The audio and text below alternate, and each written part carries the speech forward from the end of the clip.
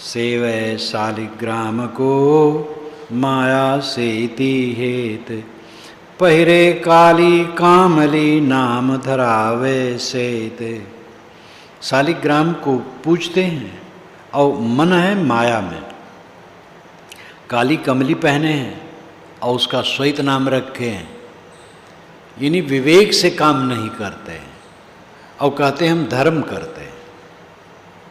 काजर केरी कोठरी मसके के कपाट, पान भोली पृथ्वी पंडित पहाड़ी बाट। काजर यानी अज्ञान की कोठरी बनाई और कल्पना की स्याही का कपाट। पान भोली पृथ्वी, पृथ्वी के लोग जड़ पूजन के चक्कर में पड़ गए।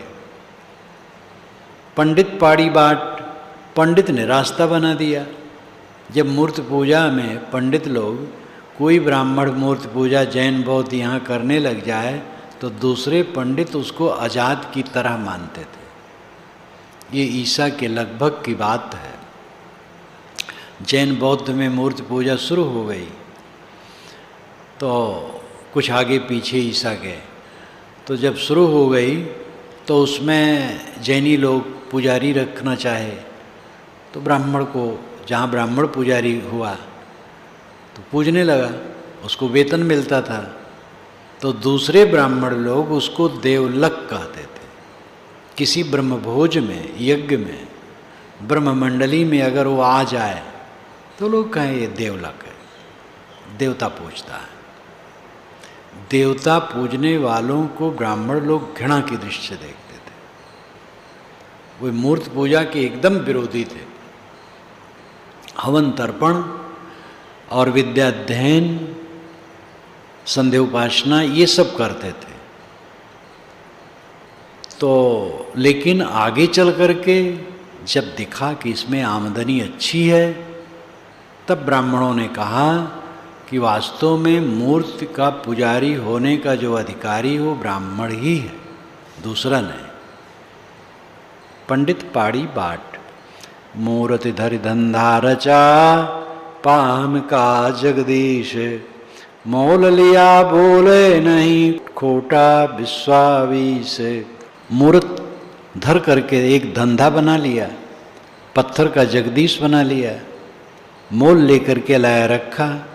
लेकिन भाई विश्वावीस नाम पूर्ण रूप से समझो, ये सच ये जगदीश नहीं है, वो तो प्रतीक है।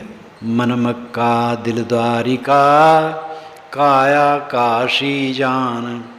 10 द्वारे का देह राता में ज्योति पिछान।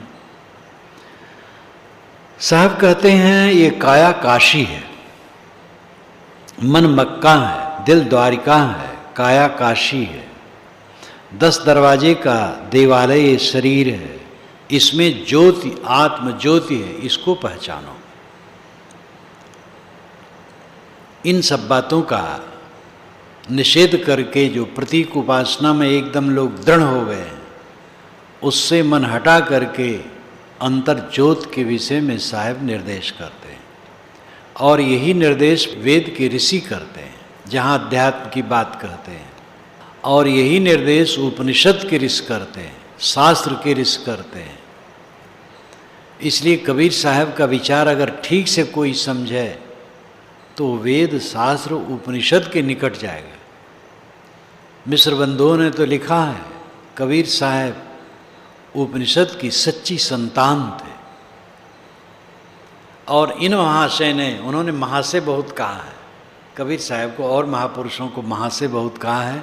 आर्य समाज का उस समय खूब प्रचार था, तो आर्य समाज के लीडरों को महाशय कहा जाता था। तो लगता था कि वे भी बुलाए जाते होंगे और जाते होंगे। यद्यपि वे स्वामी दयानंद की भी चुटकी ली है कि स्वामी दयानंद और सब छोड़ा तो वेद में एकदम जम गए और वेद को लेकर के पीछे पड़ गए। लेकिन हमारे कबीर साहब तथागत बुद्ध की तरह सत्य कहा और कहा जिनको समझना हो समझे। मेरी बात ईश्वर की कही हुई है, ये चक्कर नहीं है। मैं कहता हूँ सच लगे लो, झूठ लगे छोड़ो। मेरी कोई आलोचना करे करे, मैं सबकी आलोचना करने के लिए बीड़ा उठाया हूँ। बड़े मजाकिया और बड़े विनोदी ढंग से और बड़ा एकदम छक करके मिश्र बंधुओं ने लिखा है। और पुराने हैं लेखक, हम तो कहते हैं कि आज के लेखकों को मिश्र बंधुओं की पुस्तक पढ़ना चाहिए। जितना वो निष्कपट होके निर्मल हृदय से लिखे हैं और इतना सरल हृदय से किसी विषय में जब लिखे हैं तो कहे हैं कि हो सकता है मेरा विचार दूसरे को पसंद मत आवे, न आवे, लेकिन भाई विचार तो सबके अलग अलग होते ही हैं। मेरा ऐसा विचार है। शेख कहता है ब्राह्मण को ब्राह्मण वाको सख्त, काब और बुतखाने में पत्थर है पत्थर का जवाब। एक मुस्लिम कवि ने कहा। शेख कहता है ब्राह्मण को, ये मुस्लिम पुजारी ब्राह्मण को कहते हैं, अरे ये तो मूर्ति पूजते हैं। शेख कहता है ब्राह्मण को ब्राह्मण वाको सख्त, और ब्राह्मण लोग उसको सख्त भाषा में कहता है शेख को, मुस्लिम पुरोहित को। लेकिन काब और बुतखाने में पत्थर है पत्थर का जवाब। काबा में भी पत्थर रखा है और उसी को लोग चूमते हैं, और मंदिर में भी पूजते हैं। तो दोनों तो वैसे हैं, क्यों एक दूसरे को मजाक करते हैं? दोनों सोचें, दोनों समझें, दोनों विचारें। विचारवान हर जगह कहने वाले कहे हैं। ये बढ़िया, ये साखी कितनी बढ़िया है। मन मक्का दिल द्वारिका, काया काशी जान, 10 द्वारे का देहरा तामे ज्योति पिछान। मन मक्का है, दिल द्वारिका है, काया काशी है, 10 दरवाजे का ये शरीर, इसमें ज्योति को पहचानो। पूर्व में एकादश द्वार मजस्यावक्र चेतसा, अनुष्ठायन सोचत, विमुक्तश्च विमुच्यते एतद वैतद। यमाचार्य ने नचकेता को उपदेश करते हुए कहा, अय नचकेता, पूर्व में एकादश द्वार मजस्यावक्र चेतसा। पूर्व में एकादश द्वारम, 11 दरवाजे का ये नगर पुर शरीर है। 2 आँख, 2 नाक, 2 कान, ये 6 हो गए। मुँह 7, टट्टी और पेशाब की जगह ये 9, और नाभि 10, पेट में जो नाभि वो 10, और कपाल कुहर में जो एक छेद माना जाता है वो 11वां। पूर्व में एकादश द्वार में जस्यावक्र चेतसा। पूर्व ऐसा पुर जो 11 दरवाजे का है, उसमें एक अज अवक्र चेतन निवास करता है। पूर्व में एकादश द्वार में जस्यावक्र चेतसा, अज अवक्र चेतसा, जो अज है, जन्मता नहीं है, नित्य शुद्ध बुद्ध है, ध्रुव है, और अवक्र है, सरल शुद्ध है, चेतसा चैतन्य है, अनुष्ठान सोचती, जो इसका अनुष्ठान कर लेता है, इस शरीर के अंदर में रहने वाले आत्मा का, निज स्वरूप का अनुष्ठान कर लेता है, इसी की उपासना में लग जाता है। न सोचती, फिर वो चिंता नहीं करता है, मैं देह नहीं हूँ, देह गलती है तो मेरा क्या नुकसान, सड़ रही है सड़ने दो, ये जाने वाली चीज़ है, मेरा क्या नुकसान, मैं तो शुद्ध बुद्ध निर्मल हूँ। इस प्रकार वो चिंता नहीं करता है। विमुक्तश्च, जीवन भर वो विमुक्त रहता है, एकदम आनंद आनंद आनंद।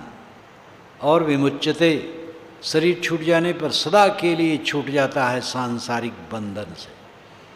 एतद वैतद, ऐ नचकेता, तुमने जो पूछा है आत्मा के लिए, वो यही आत्मा। इससे अधिक साफ और क्या हो सकता है। कल चर्चा हुई, मेरे पास बहुत लोग बैठे थे शाम को, तो स्वदेश विदेश की चर्चा हुई। मैंने कहा सब विदेशी हैं, सब विदेश में रह रहे हैं, स्वदेश में रहने वाला धन्य। मन इंद्रियों से प्रतीतमान सारा संसार विदेश है, और विदेश में मन रखने से पीड़ा के सिवा कुछ होने वाला नहीं। कहीं भी विदेश में मन लगाओ, पीड़ा पीड़ा पीड़ा।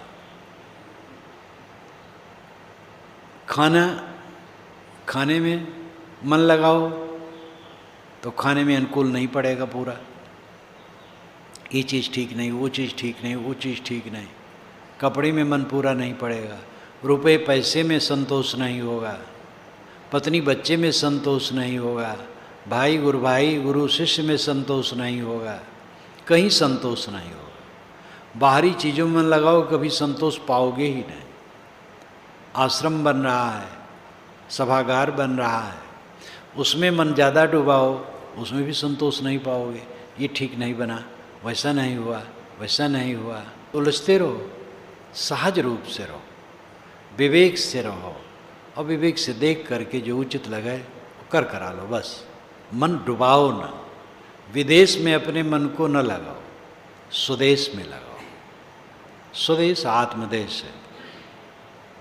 अपने मन को समेट लो, आत्मलीन हो जाओ, स्वदेश में रहो, विदेश में न रहो। सब फॉरेन फॉरेन फॉरेन, सब फॉरेन में बसते हैं।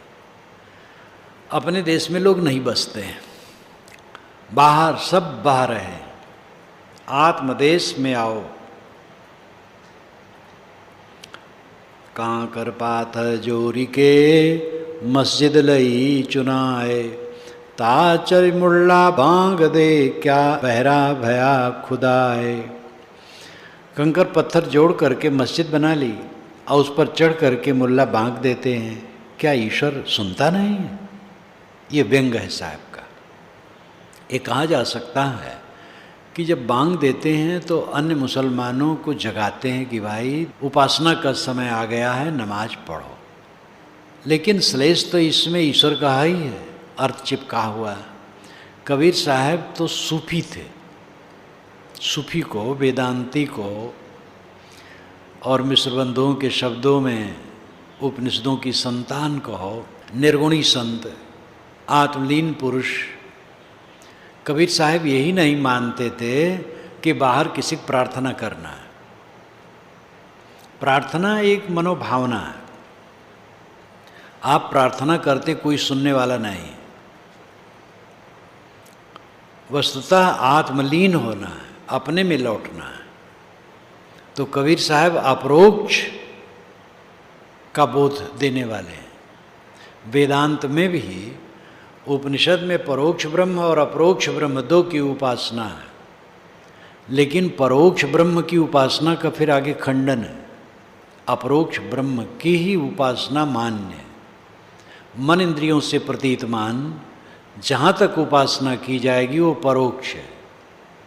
यच्चक्षुषा न पश्यति येन चक्षुंष पश्यति तदेव ब्रह्मत्वं विद्य नेदम यदमुपास्ते। आँखों से जो नहीं दिखाई देता किंतु जिसकी सत्ता से आँखें देखती हैं उसको तू ब्रह्म जान। आँखों से देख करके जिसकी तू उपासना करता वो ब्रह्म नहीं है। यन मनसा नामते नाहुर मनोमतम तदेव ब्रह्मत्वं विद्य नेदम यदमुपास्ते। मन से जो मान करके तू उपासना करता वो ब्रह्म नहीं है। किंतु जिसकी सत्ता से मनमाना हुआ वो ब्रह्म है। मन को कौन मानता है? इंद्रियों को कौन प्रेरित करता है? आत्मा। आत्मा ब्रह्म है। इसलिए आत्मा की उपासना करो। आत्मा की उपासना का अर्थ है मन को समेट करके आत्मलीन हो जाओ। योगश्चित्त वृत्ति निरोधः। योग का अर्थ है चित्त वृत्ति का निरोध। और उसका फल क्या है? तदा द्रष्टु स्वरूपे अवस्थानम। तदा तब द्रष्टु दृष्टा की स्वरूपे अपने रूप में अवस्थानम स्थित हो जाती। आत्मस्थिति ही सर्वोच्च उपासना। इस दृष्टि वाले कबीर साहब थे। इसलिए वो यही नहीं मानते हैं कि कहीं प्रार्थना करके किसी को रिझाना है। मुल्ला चढ़ किलकारिया अलहन बहिरा होए, जही कारण तू बांग दे दिल ही अंदर सोए। मौलवी साहब बहुत जोर से चिल्ला करके ईश्वर को पुकारे। साहब कहते ईश्वर बहरा नहीं हो सकता है। जिस कारण से आप बांग दे रहे हैं वो दिल के अंदर है। यहाँ बात साफ हो जाती है। साहब को हम सूफी कह सकते हैं और ब्रह्मज्ञानी कह सकते हैं, आत्मलीन पुरुष कह सकते हैं, और निर्गुण दशा में स्थित कह सकते हैं, या निर्गुण सगुण से परे कह सकते हैं। इस ऊंचाई में कबीर है। और ये नहीं मानते हैं कि बांग देना है, पुकारना है, किसी की प्रार्थना करना है, किसी को बुलाना है, किसी को खुश करना है, ये सब कुछ नहीं। जे कारण तू बांग दे, जिसके कारण तुम बांग दे रहे हो दिल के अंदर है, इसलिए दिल दुरुस्त करो, अपने मन को समेटो, एकाग्र हो। कहता है खुदा खुद से जुदा जानो अधूरा है, दिखला दे खुद ही में खुदा, पीर उसे कहते हैं। जाहिदे गुमराह का मैं किस तरह हमरा हूँ, वह कहे अल्लाह है, मैं कहूँ अल्लाह हूँ, मैं खुद हूँ, है एक कल्पना है। राह हक हरगिज न आबी तानगीरी चार तर्क, तर्क दुनिया, तर्क उकबा, तर्क मौला, तर्क तर्क, तर्क नाम त्याग। राह हक हरगिज न आबी, सही रास्ता तब तक नहीं मिल सकता है जब तक चार का त्याग न करे। राह हक हरगिज न आबी तानगीरी चार तर्क, तर्क दुनिया, दुनियादारी का त्याग, मोह माया का त्याग, विषयाशक्ति का त्याग, तर्क दुनिया, तर्क उकबा, स्वर्ग का त्याग। स्वर्ग की लालसा वो भी तो क्या है, अब गंदी चीज, भोग भाग। तो तर्क उकबा, स्वर्ग का त्याग, और तर्क मौला, मौला ईश्वर कहीं अलग है, इस कल्पना का भी त्याग। और तर्क तर्क, इन तीनों के त्याग के अहंकार का त्याग। अब इससे अधिक और क्या कहा जा सकता है। इसीलिए कबीर साहब ने कहा समझे की गति एक है, जिन समझा सब ठौर, कहें कबीर ये बीच के बल कहीं और की और। जितने समझ लिए सत्य को, सबकी दशा एक है, चाहे वो पीर हो, पैगंबर हो, औलिया हो, पंडित हो, महात्मा हो, ज्ञानी हो, बुद्ध हो, महावीर हो, लाओत्जे हो, कन्फ्यूशियस हो, कोई भी हो, जो तथ्य को समझा वो सबकी दशा एक हो जाती है। जो बीच के लोग हैं, बल कहीं और की और, कहें कबीर ये बीच के बल कहीं और की और। बलकना नाम उबलना, ये बीच के लोग व्यर्थ की बात करके उबलते रहते हैं। तुरुक मसीहत देहर हिंदू आप को धाय, अलक पुरुष घट भीतरे ताका पार न पाए। मुसलमान लोग मस्जिद दौड़ते हैं, हिंदू लोग मंदिर दौड़ते हैं। आप को धाय, अपने अपने संप्रदाय के अनुसार दौड़ते हैं। अलग पुरुष घट भीतर है, अलग पुरुष घट के भीतर है, ताका पार न पाए, उसको पार नहीं, उसका भेद नहीं पाते हैं। तो इसका मतलब ये नहीं कि मंदिर मस्जिद नहीं जाना चाहिए, मंदिर मस्जिद जाओ, वहाँ मुल्ला हैं, पंडित हैं, महात्मा हैं, ज्ञान की बात बतावें। अब आपको ये बतावें कि मस्जिद का मस्जिद, मंदिर का मंदिर आपका दिल है। मंदिर मस्जिद की सार्थकता यही, मस्जिद की मस्जिद मनुष्य का दिल है, मंदिर का मंदिर मनुष्य का दिल है, और उसमें जो बैठा अंतर ज्योति है, नूर है, वही खुदा है, अल्लाह है, परमात्मा है, ब्रह्म है, राम है। ये बतावें, ये बोध पावें। पूजा सेवा नेम व्रत गुड़ियन का सा खेल, जब लग प्यू पर से नहीं तब लग संशय मेले। इस प्रकार पूजा सेवा और नेम और व्रत ये सब गुड़ियों का खेल है। जैसे बच्चियां होती हैं, गुड़िया खेलती हैं, कपड़े का पुतला बनाती हैं, खेलती हैं, लेकिन जब विवाह हो जाता है, पति के यहाँ चली जाती हैं, तो गुड़िया खेलना बंद कर देती है। एक दोहा प्रसिद्ध है, तुलसी मूर्ति पूजबो जो गुड़िया को खेल, सांच पति से भेंट भई दियो पिटारा मेल।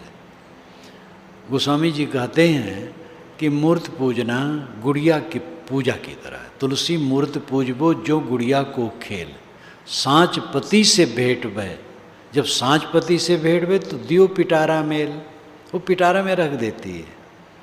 लेकिन गोस्वामी जी के वचनों में ये दोहा मुझे कहीं मिला नहीं।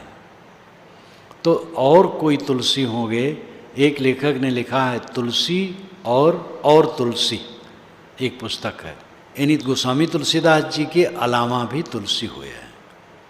लेकिन किसी का हो। एक तथ्य है कि लड़कियां गुड़िया खेलती हैं, जब विवाह हो जाता है तो गुड़िया नहीं खेलती।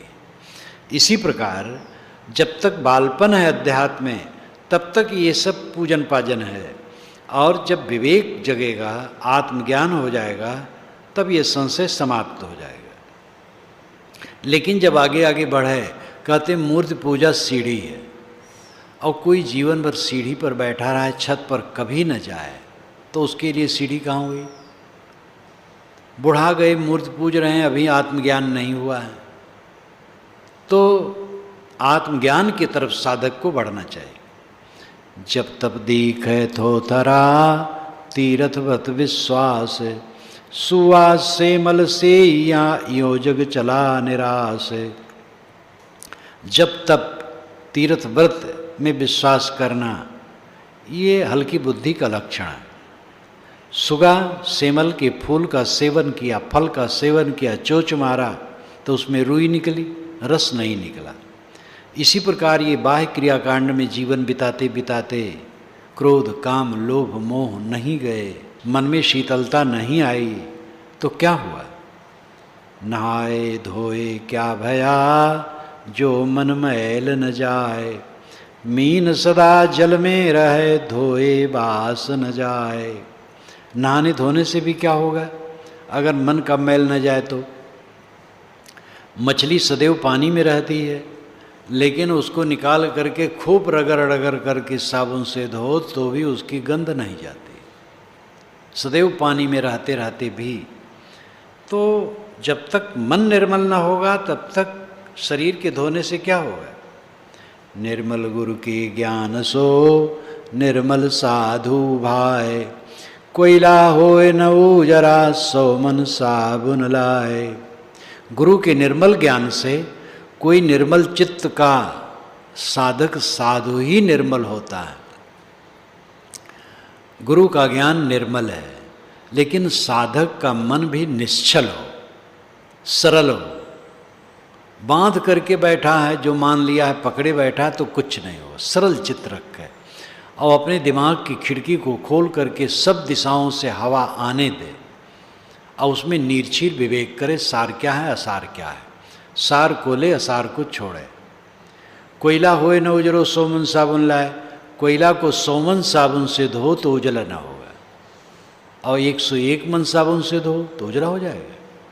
यहाँ सोमन का लाक्षणिक अर्थ है, चाहे जितने साबुन से धो कोयला, उजला नहीं होगा। ऐसे कुछ लोग होते हैं कि उनको सीख दो समझ नहीं पाते। मन ही में फूला फिरे, करता हूँ मैं धर्म, कोटि कर्म सिर पर चढ़े, चेतिन देख मर्म। मन में फूले फूले फिरते हैं कि मैं धर्म कर रहा हूँ, और ये ध्यान नहीं देते हैं कि करोड़ों कर्म हमारे सिर पर चढ़े हैं। चेत करके इस रहस्य को समझते नहीं। अगर चित्त में उद्वेग है, क्रोध, काम, लोभ, द्वेष, ईर्ष्या, चिंता, अशांति है, कहाँ धर्म कर रहे हैं?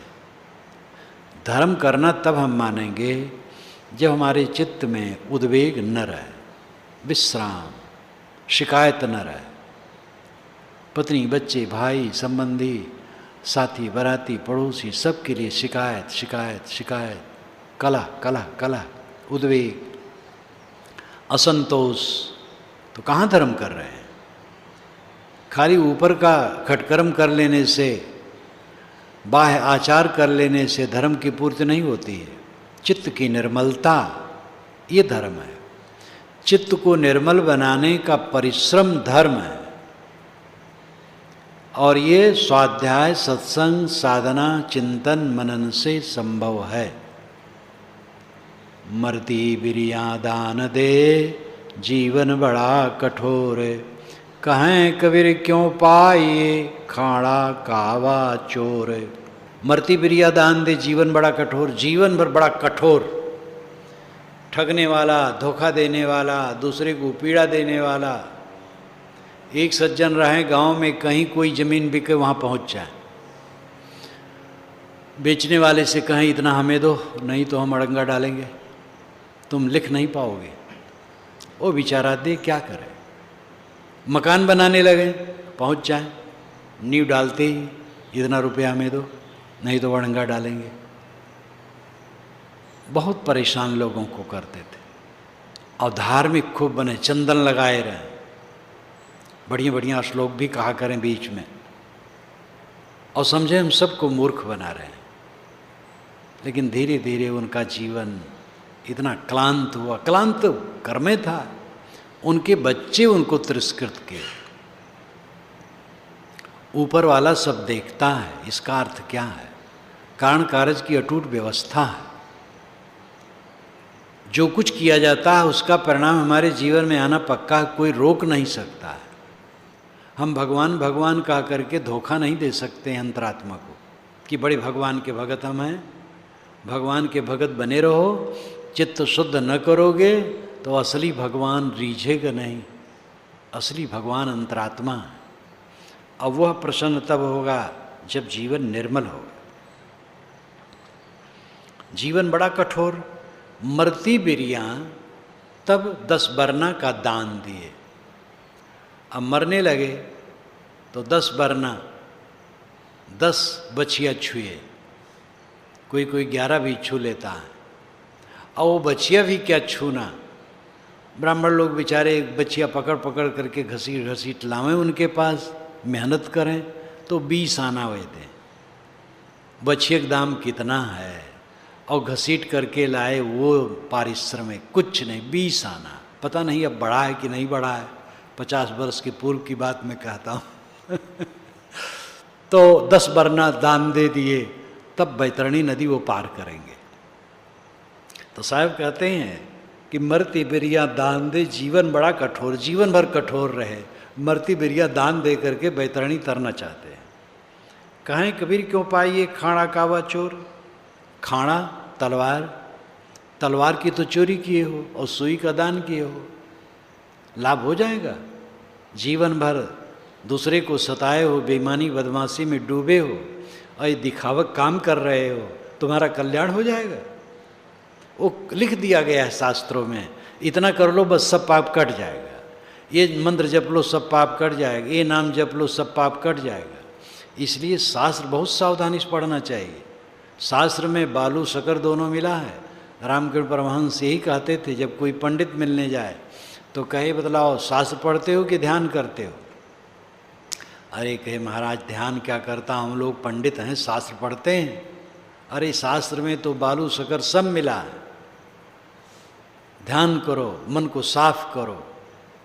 तो शास्त्र पढ़ो, लेकिन ये भी समझ लो कि शास्त्र के नाते सब बात माननी नहीं है। विवेक रखो। सत्य में तो ना पुनंतो यत्र धीरा मनसा वाचम कृत, ये वेद का वचन है। सत्तू चालने के समान विवेक से वाणी को चालो। सार सार को गहरे थोथा दे उड़ाए। तो तलवार की चोरी की, सुई का दान किए और कल्याण चाहते हैं। सब बन तो तुलसी वही पर्वत शालिग्राम, सब नदी गंगा वही जाना आत्म राम। साहब का दृष्टि व्यापक है। आत्मा राम को जान लिया, आत्मा ही राम है, आत्मा ही ब्रह्म है और सब में बैठा है। इसलिए सब ब्रह्म स्वरूप है, सब भगवत स्वरूप है। जब ये दृष्टि आई, किसको ठगेगा, किसको धोखा देगा। तो सब वन तो तुलसी वही, जितनी वनस्पतियां हैं सब तुलसी माता हैं। पर्वत शालिग्राम, सारे पर्वत शालिग्राम भगवान है। सब नदियाँ गंगा भई, सारी नदियाँ गंगा हैं। जाना आत्म राम, सब ही भूम बनारसी, सब निर्गंगा होए। ज्ञानी आत्म राम है, जागट प्रगट होए। 5 तत्व का पूतरा, रजबीरज की बूंद, एक घाटी नीसरा, ब्राह्मण क्षत्रिय शूद्र। 5 तत्व का पुतला ये शरीर है। रज वीरज की एक बूंद बनी, जिसे शरीर बना। एक एक घाटी नीसरा, एक ही घाटी से, एक ही दर्रे से सभी लोग पैदा होते हैं, चाहे ब्राह्मण को हो, चाहे क्षत्रिय को हो, चाहे शूद्र को हो। तो कौन इसमें छोटा बड़ा है? ब्राह्मण जो हो, माता के मुंह से निकल आता तो मान लिया जाता भाई ये तो ब्राह्मण है। एक ही द्वार से सब। तो इसलिए मानो मात्र एक, इसलिए मानो में भेद मत मानो। हिंदुओं ने अपना बड़ा नुकसान किया है। इसने काट काट करके अपने परिवार वालों को इतना छिन्न भिन्न कर दिया, अछूत बना दिया, जिससे इतना दुर्बल हो गया, हद। लेकिन वैदिक आर्यों को देखो, किरण तुम विश्वार्जम, विश्व को आर्य बनाने की बातों करते, सबका मंगल हो। अकेले विहोना आदमी जाने नहीं गंवारे, जैसे कपि परवश पर्यो नाचे घर घर द्वारे। अकेले बिहेना आदमी गंवार है, समझ नहीं पाता है। बंदर सुराही में चना रखा था, हाथ डाला, मुट्ठी पकड़ ली। अब सुराही से मुट्ठी निकलती नहीं है, चना के लोभ से वो छोड़ता नहीं है मुट्ठी, इतने में कलंदर ने पकड़ लिया और बांध के नचाता है। अकेले बहूना सिंह जो गयो ससा के संग, अपनी प्रतिमा देख के कियो तन को भंग। जंगल में एक सिंह था, वो जानवरों को मार दे, बिला जरूरत भी मार दे। जानवरों ने मीटिंग की और कहा कि आप राजा हैं, आप किसी आहार के लिए किसी को मारे ना, हम खुद आपके पास आएंगे। सिंह बहुत फूल गया कि भाई हम राजा हैं, बहुत खुश हो गया। किसी को मंत्री बना दिया, कितना खुश होता है। तो अब एक एक जानवर उसके पास जाते रहे और खाता रहा। एक दिन खरगोश का समय आया तो खरगोश के घर वाले रोने लगे। वो कहे रो मत, आज सिंह को मार के आऊँगा। अरे तुम मार के आओगे खरगोश? कहे बिल्कुल। गया, देर में पहुँचा। सिंह गरजा, तुम देरी क्यों किए? कि हुजूर मैं छोटा प्राणी हूँ, इसलिए दो भाई आए थे आपके भोजन के लिए, बीच में एक सिंह मिल गया। उसने कहा खड़ा हो, मैं खाऊंगा। कहे नहीं, मेरा राजा है और राजा के पास में जा रहा हूँ। कहे कौन राजा है? राजा मैं हूँ। तो हुजूर उसने हमारे भाई को पकड़ लिया है। अब नीत तो यह है कि दुश्मन को मार के भोजन किया जाए। अब आपकी इच्छा हो मुझे खा लीजिए, लेकिन उचित यह है कि दुश्मन को मार के खाया जाए। कहाँ है वो? कहे चलो मैं दिखा दूँ। बस सिंह के साथ चला, एक कुएं को देख गया था। कहा हुजूर इसी में वो रहता है। तो ताका वहाँ, तो सिंह की परछाई पड़ी तो समझा हाँ है, तो बस कूदा उसमें और डूब के मर गया। ये कहानी है। सिंह खरगोश बेचारे बात क्या करेंगे।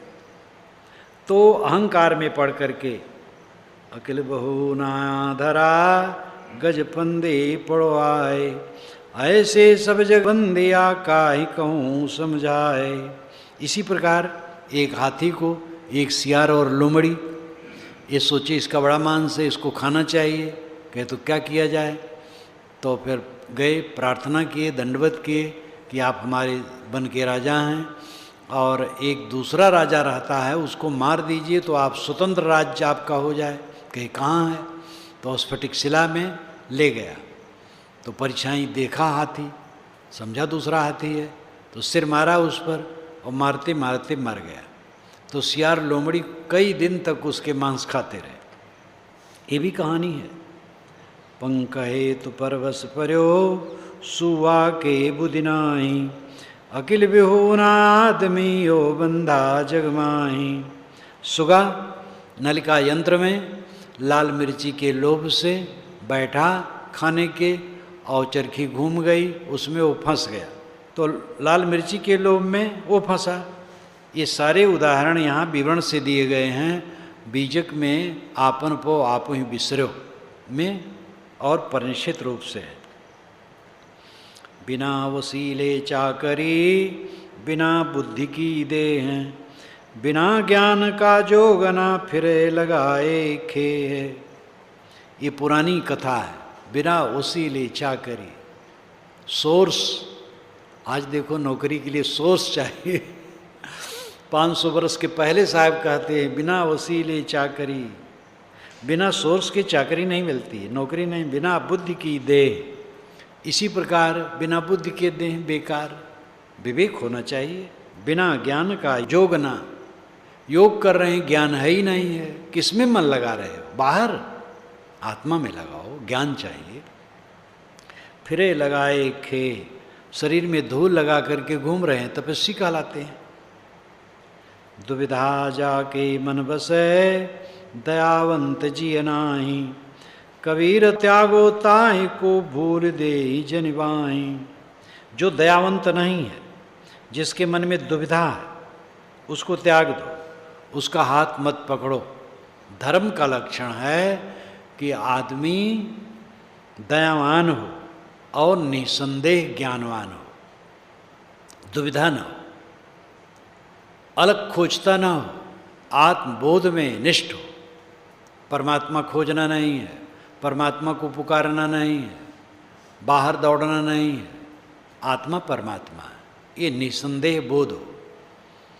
दुविधा जाके मन बस है, दयावंत जिए ना है और दयावंत नहीं है। निसंदेह आत्मबोध हो और दयावान हो। दयावान का मतलब है कि निर्दोष। दयावंत कह देने से ये हो जाता है कि उसका जीवन निर्दोष है। जो निर्दोष होगा वो दयावान होगा, और जो आसक्त होगा, दुराचारी होगा, वो दयावान क्या होगा। इसलिए निसंदेह बोधवान और दयावान का साथ करो।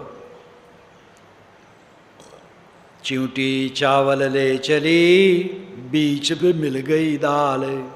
कहें कबीर दो ना मिले, एकले दूजी डाल। चींटी चावल लेके जा रही थी, इतने में दाल मिल गई तो रुक गई। अब दाल का मोह हो गया, अब खड़ी है, सोच रही है क्या करूं। इतने में कबीर साहब आ गए। उन्होंने कहा भाई देख, एक को ले दूसरे को छोड़, दोनों नहीं चलेगा। चींटी या तो दाल लेके चले या तो चावल। ये अन्योक्ति अलंकार में कही हुई बात है। जीव शुद्धता लेके चला, इतने में दाल मिल गई। डॉक्टर राम कुमार वर्मा ने एक बार मुझसे बात करते हुए ये साखी कही, बीच में मिल गई दार, तो दार, उन्होंने कहा दार, दार स्त्री मिल गई, माया मिल गई, मोह मिल गया, संसार का प्रपंच मिल गया। डॉक्टर राम कुमार वर्मा भी जब प्रवचन करते थे, कबीर वाणी खूब उद्धृत करते थे और घंटों घंटों वे कबीर वाणी पर बोल सकते थे और बहुत अच्छे ढंग से बोलते थे। ऐसे हजारी प्रसाद द्विवेदी और राम कुमार वर्मा जहाँ कहीं तुलसी के संपर्क में जाते थे, इन्हीं गोस्वामी तुलसीदास जी के जयंती इत्यादि में बुलाए जाते थे, वहाँ भी कबीर को उद्धृत किए बिना नहीं रहते थे, क्योंकि कबीर उनके विचारों में व्याप्त थे। अब दृष्टिकोण में अंतर है, कई बातों में बात अलग है। तो दोनों नहीं चलेगा। एक क्षण में या तो विकार हो या तो निर्विकार हो, या तो माया हो या तो राम हो। मन में राम रहेगा तो माया नहीं, माया रहेगी तो राम नहीं। इसलिए मन को बिल्कुल शुद्ध करो, एक तरफ करो, एकांगी करो, अध्यात्म के तरफ करो। दोनों तरफ बहकाओ मत, दुविधा में पड़ो मत। कुल मिलाकर के बोध में निसंदेह और रहनी में निसंदेह। जो अपना प्राप्तव्य है वो बाहर नहीं है। परमात्मा, ब्रह्म, खुदा, गॉड, ईश्वर, निर्वाण, मोक्ष, कल्याण, ये बाहर नहीं है। आत्म स्थित ही परमात्मा स्थित है और निर्वाण और मोक्ष धाम में पहुंचना है। और इसके लिए मन इंद्रियों का परिष्कार साधना है, मन इंद्रियों की शुद्धि साधना है।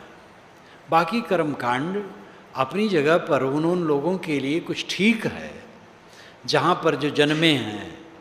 कोई मूर्त पूजक के घर में जन्मे, मूर्त पूज रहे हैं, कोई नमाजी घर में जन्मे, नमाज पढ़ रहे हैं, कोई हर्ज नहीं, कुछ करते हैं, अच्छा है। लेकिन आगे चल कर के वे समझें जो सत साधना इसके ऊपर है, वो आत्मचिंतन का विषय है, आत्म परिष्कार का विषय है, उस पर ध्यान दें और उसमें आगे बढ़ें, पकड़ करके बैठे न रहें। साहब का निर्देश यही है।